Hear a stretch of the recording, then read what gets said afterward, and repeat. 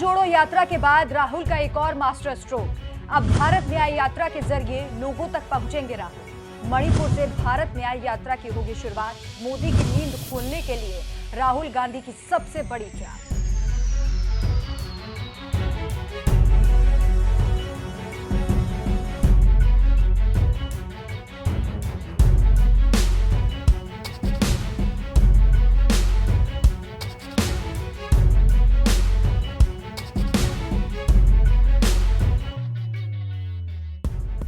नमस्कार, मैं हूं आपके साथ राखी लांबा। पीएम नरेंद्र मोदी डाल तो राहुल गांधी पात।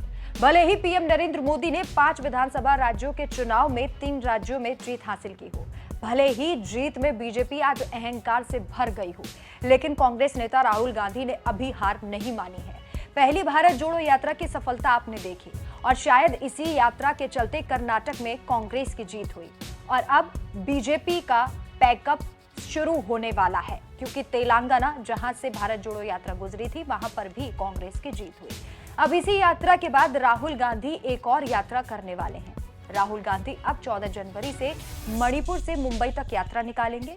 ये वही मणिपुर है जहां पर कुछ दिनों पहले हिंसा भड़क रही थी। जिस राज्य की सुध सत्ताधारी सरकार को लेनी चाहिए थी, उस राज्य की सुध कांग्रेस को लेनी पड़ी।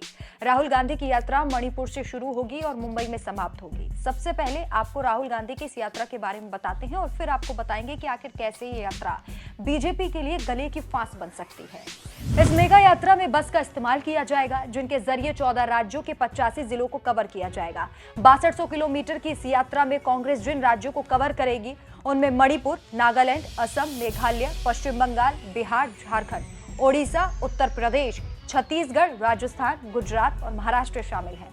इस यात्रा में अधिकतम लोगों तक पहुंचने वाली बस होगी। इसके अलावा यात्रा में शामिल नेता समय समय पर कुछ देर तक के लिए पैदल भी चलेंगे।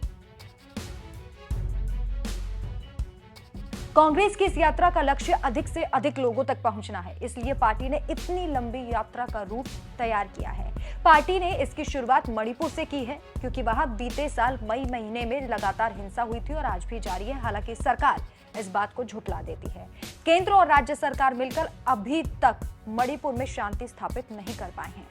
राहुल गांधी पहले भी मणिपुर का दौरा कर चुके हैं, वहां उन्होंने पीड़ितों से मुलाकात भी की थी। इसके अलावा कांग्रेस मणिपुर हिंसा को लेकर संसद में सरकार के खिलाफ अविश्वास प्रस्ताव भी लेकर आई थी, हालांकि वो प्रस्ताव गिर गया था। कांग्रेस सूत्रों के मुताबिक राहुल गांधी की यात्रा पूर्व से पश्चिम भारत के उन 100 सीटों को कवर करेगी जहां 2019 के लोकसभा चुनाव में कांग्रेस हार गई थी। भारत जोड़ो यात्रा से ये यात्रा थोड़ी सी अलग है। भारत जोड़ो यात्रा का लक्ष्य जो था वो मोहब्बत और सबको एकजुट करना था, जबकि इसकी थीम सभी वर्गों को न्याय दिलाना है।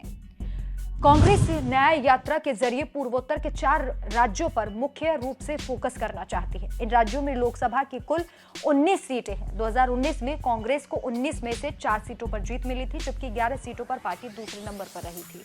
कांग्रेस को इस बार मणिपुर, मेघालय, नागालैंड और असम में बेहतरीन परफॉर्मेंस की उम्मीद है।